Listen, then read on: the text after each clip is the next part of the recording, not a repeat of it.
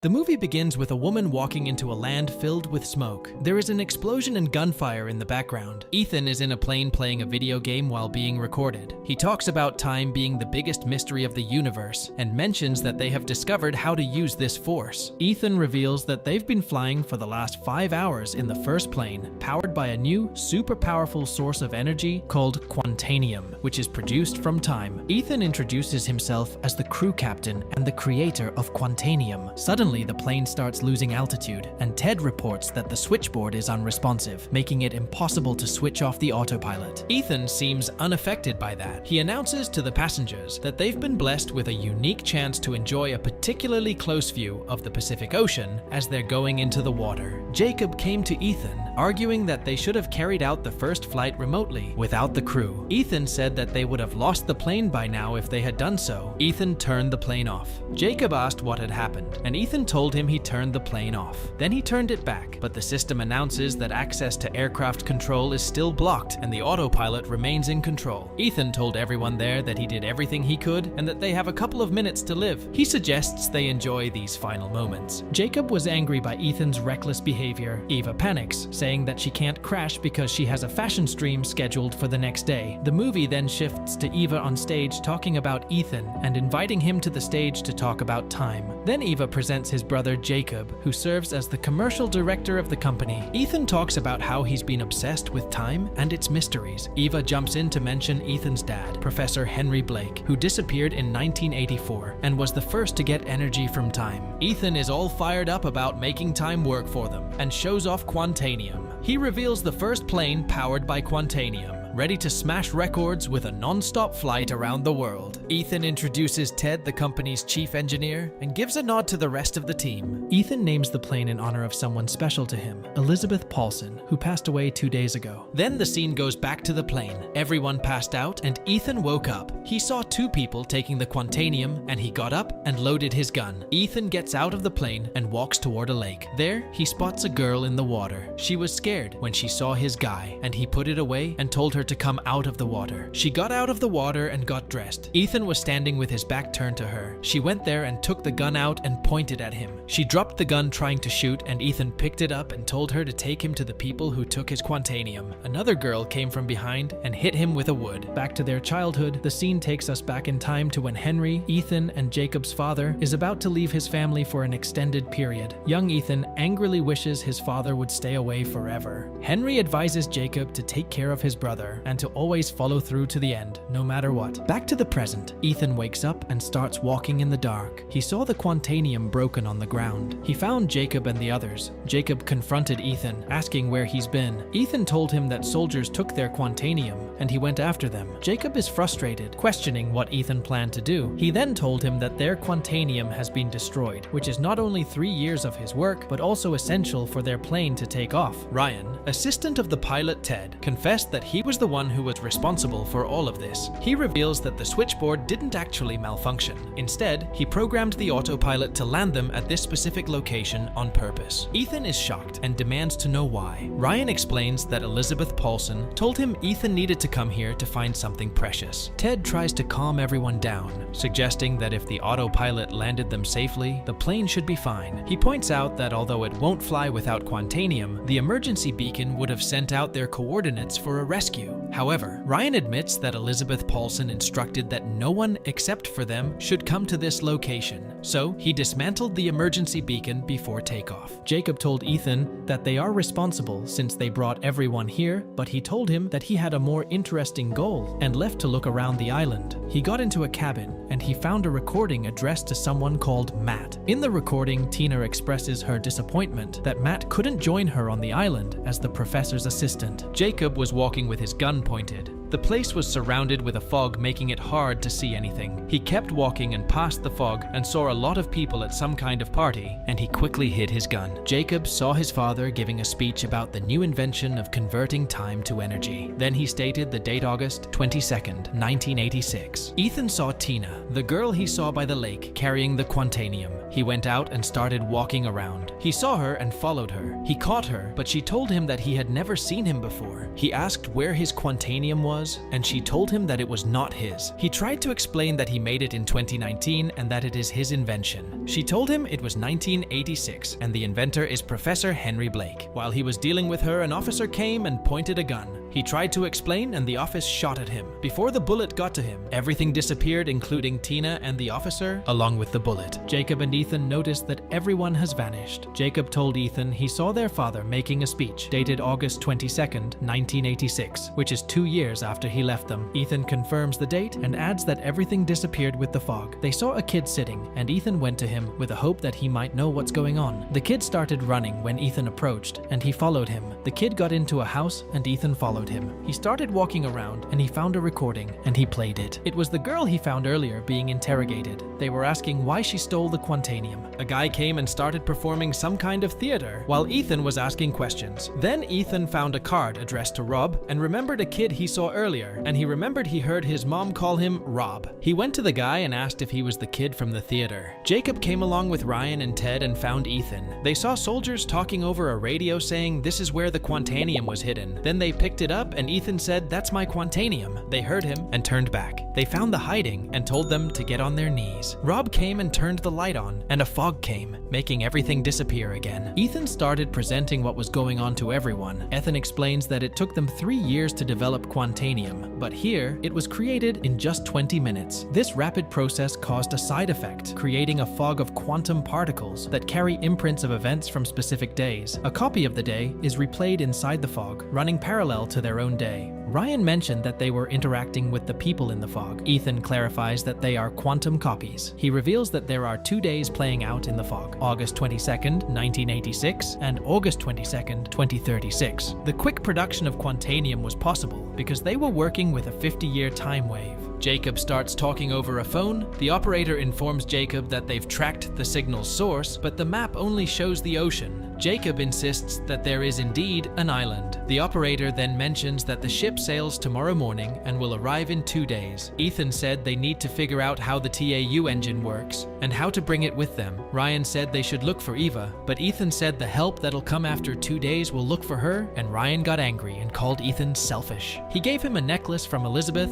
and left. Ethan followed after him. There was a fog outside, and he found himself in a war zone. He ran into a cabin, and 2 soldiers found him. Soldiers order Ethan to get down on the floor, questioning how he got there. One soldier recognizes Ethan and attempts to shoot him, believing he's responsible for the deaths of his wife and child. The soldier accuses Ethan and his brother of starting a war with their army of unmanned machines and hiding the island to protect the TAU engine technology. The other soldier tries to stop him, reminding him that Ethan is just a fog. A tank came through the wall, and the soldiers and Ethan went to the battlefield again. He found Ryan and Eva hiding behind a soldier that was shooting at an aircraft that was shooting at them. The soldier got shot and Ethan took over. The aircraft recognized Ethan as an owner and stopped shooting at him. Ethan started shooting at the aircraft and it exploded. Ryan got shot and Ethan and Eva are trying to save him, but they couldn't. Ethan got out and saw his father. He went to him and accused him of being self-centered and told him that he will create a weapon using their energy in the future. Soldiers came and arrested him, but Henry told them to take him to his office. Henry thought Ethan was a spy and asked who sent him. Ethan told Henry who he was and confronted Henry, revealing that he knows about the TAU engine and its side effects from the notebook Henry left behind. Ethan told him the reality. Henry never returned. Their mother died and he and Jacob grew up in an orphanage. Henry remains in denial, believing that his return will change everything. However, Ethan suggests that their meeting might only serve to show him who he has become. Suddenly, a guard comes and tells Henry about a large cloud of fog with something inside it, and Henry tells Ethan to stay and leave. There was an explosion in the office and Ethan ran out. He ran trying to escape shootings, and he saw his father laying on the ground. Ethan went to Jacob and told him not to take anything from the place. Jacob insists they need to carry as much Quantanium as possible for their company's future. Ethan urges him to stop the engine, telling him that Blake Explorations starts a future war. Jacob believes Ethan but thinks they can prevent it now that they know. Ethan argues that the only way to stop it is by destroying the engine. Jacob reveals that their father was killed by their drones and reminds Ethan of their father's advice to always follow through to the end, regardless of the obstacles. Ethan went to Ted and asked him to stop the engines, but he didn't agree. He tried to stop it himself, but Jacob stopped him. Eva tried to break the engine,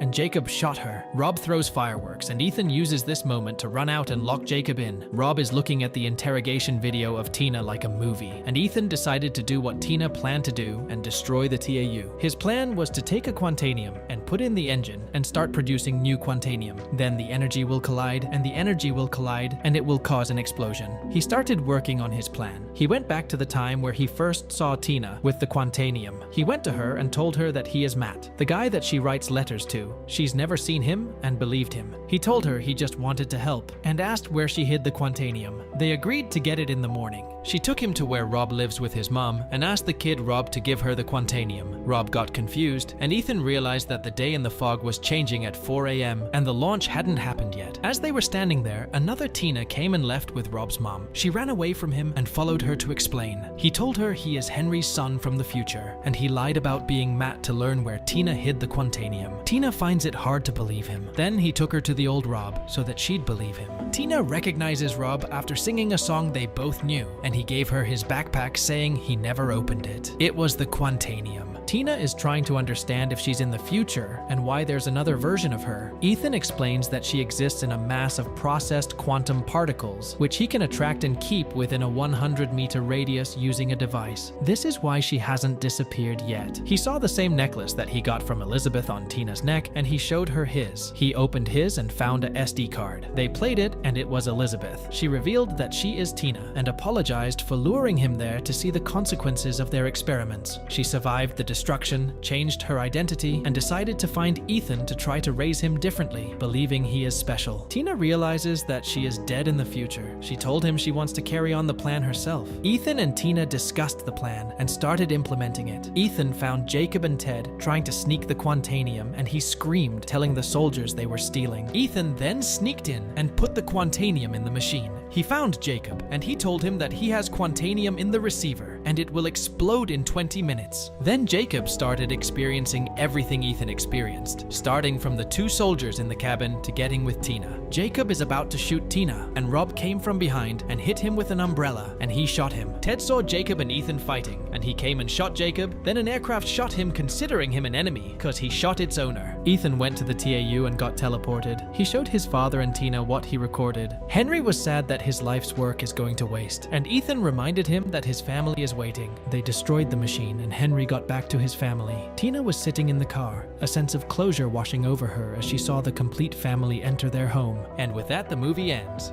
We hope you enjoyed our recap. Like the video and subscribe to our channel for more amazing recaps. See you in the next one.